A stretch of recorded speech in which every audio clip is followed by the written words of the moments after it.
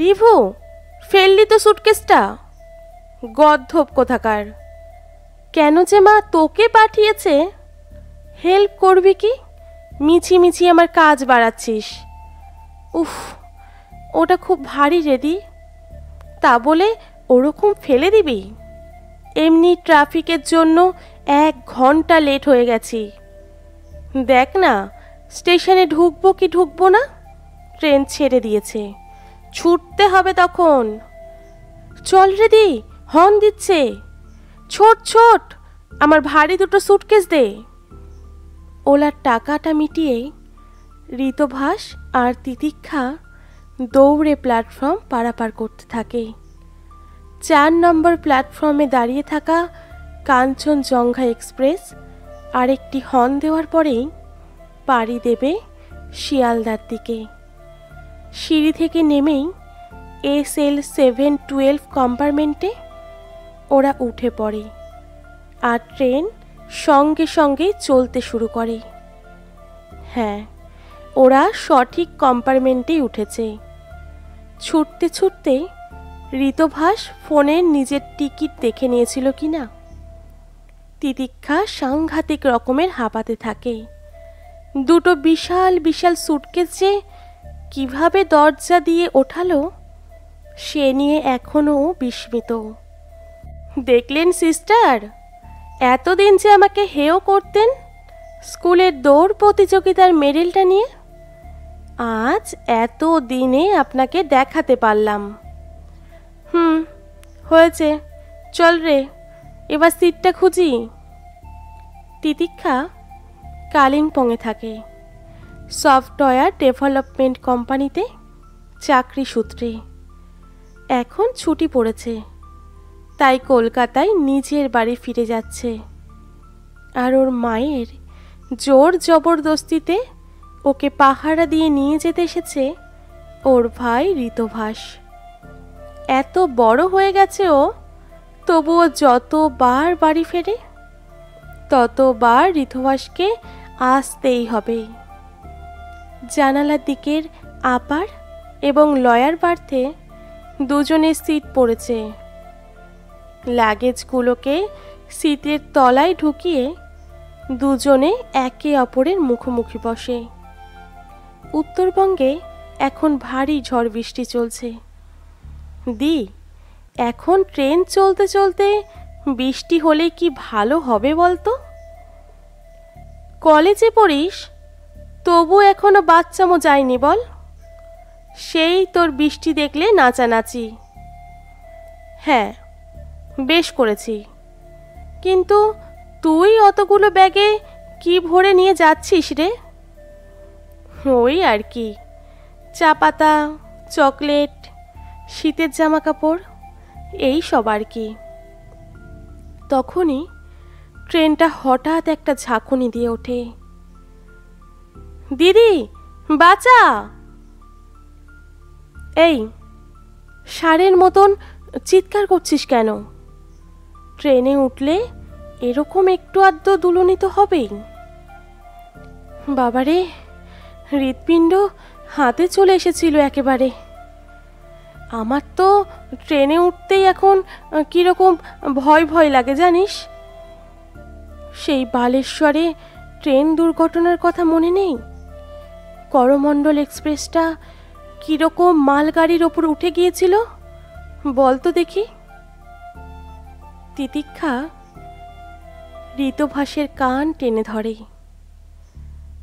তা এতই যদি ভয়, তখন বাবা মায়ের এক কথায় নেচে নেচে চলে এসেছিলি কেন আমাকে নিতে?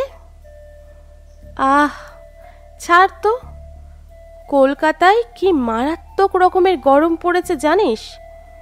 ওই জন্যই তো একটু ঠান্ডা হাওয়া খেতে এসেছি।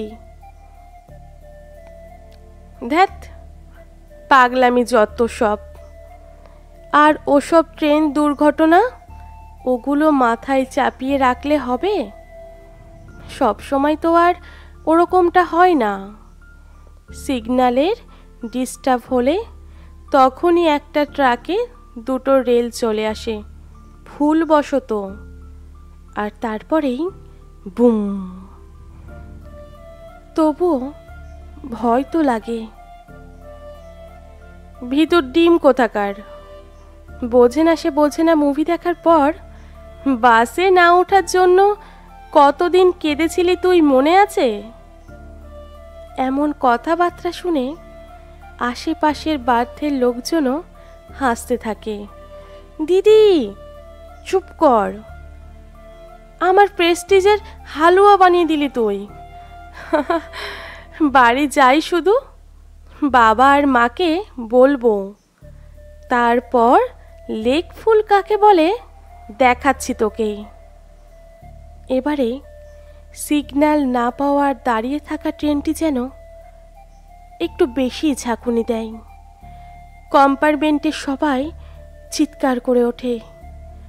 ঋতভাস জোরে চিৎকার করে তিতিকার কোলে ঝাঁপিয়ে পড়ে। কম্পার্টমেন্টের চারিদিক থেকে ঝনঝন করে আওয়াজ হতে থাকে। তিতিক্ষা ঋতভাসকে আষ্টে পিষ্টে জড়িয়ে ধরে। বাইরে থেকে দেখা যায় SL 712 কম্পার্টমেন্টটি দুমড়ে মুচড়ে অপর একটি কম্পার্টমেন্টের সাথে লেগে উঠে আছে। কিছুক্ষণ পর জায়গাটিতে স্থানীয় লোকদের ভিড় দেখা যায়। দাঁড়িয়ে থাকা কাঞ্চনজঙ্ঘা এক্সপ্রেসকে একটি মালগাড়ি এসে ধাক্কা দিয়েছে। স্থানীয় লোকেরা প্রাথমিকভাবে উদ্ধার কার্য চালাতে শুরু করে। দুমড়ে মুচড়ে যাওয়া কম্পার্টমেন্টটিতে বেশ কয়েকজন লোক উঠে যায়। একদম ধারের দিকে একটি মেয়ের কোলে একটি ছেলে শান্তভাবে শুয়ে রয়েছে। লোকটি ছেলেটিকে মেয়েটির কাছ থেকে তুলে নামিয়ে আনে। লোকটি চিৎকার করে নিজের সঙ্গীদের জানায়, শ্বাস চলছে।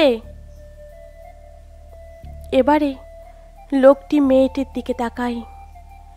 অনেকক্ষণ অনবরত মাথায় জল ঢালা এবং ডাকাডাকির পর ঋতভাস অল্প অল্প করে চোখ খোলে। মাথার পেছনটা বড্ড ভারী হয়ে আসে, ঝিমঝিম করছে। সারা শরীরে কি অসম্ভব যন্ত্রণা। চোখ ঝাপসা হয়ে আসছে ওর। শ্বাস নিতেও প্রচণ্ড কষ্ট হচ্ছে। উক্ত লোকটি এবারে কোলে করে একটি মেয়েকে তুলে নিচে নেমে নিয়ে আসে। ঋতভাস চোখ খুলে রাখার চেষ্টা করে। ঋতভাস মনে মনে ভাবে, একে তো একদম দিদির মতো দেখতে। সেই জিন্সের প্যান্ট আর লাল রঙের কুর্তিটা। লোকটি মেয়েটিকে ওর কাছাকাছি নিয়ে আসে। মেয়েটি আর কেউ না, ওর নিজের দিদি, যার সঙ্গে কিছুক্ষণ আগে হাসাহাসি করতে করতে আসছিল। ঋতভাস আবার মনে করার চেষ্টা করে। ওকে বাঁচানোর জন্য ওর দিদি জানালার দিকে চেপে গিয়েছিল, আর কম্পার্টমেন্টটি এভাবে দুমড়ে যাওয়ায় জানালার রড খুলে বেঁকে ওর দিদির পিঠে গেঁথে গেছে। মেয়েটার কি বিশ্রী অবস্থা হয়েছে গো। হ্যাঁ, আর এই ছেলেটা বোধহয় ওর ছোট ভাই হবে। আশেপাশের লোকদের কথায় আর কান দেওয়ার মতো অবস্থায় নেই ঋতুভাস। মায়ের কথাগুলো ওর কানে বারবার প্রতিধ্বনিত হচ্ছে। রিভু, একদম মারামারি করবি না দিদির সাথে। তোর ওপর দায়িত্ব দেওয়া হলো দিদিকে নিয়ে আসার। সাবধানে ট্রেনে উঠিয়ে ওকে নিয়ে আসবি, কেমন? সাবধানে যা।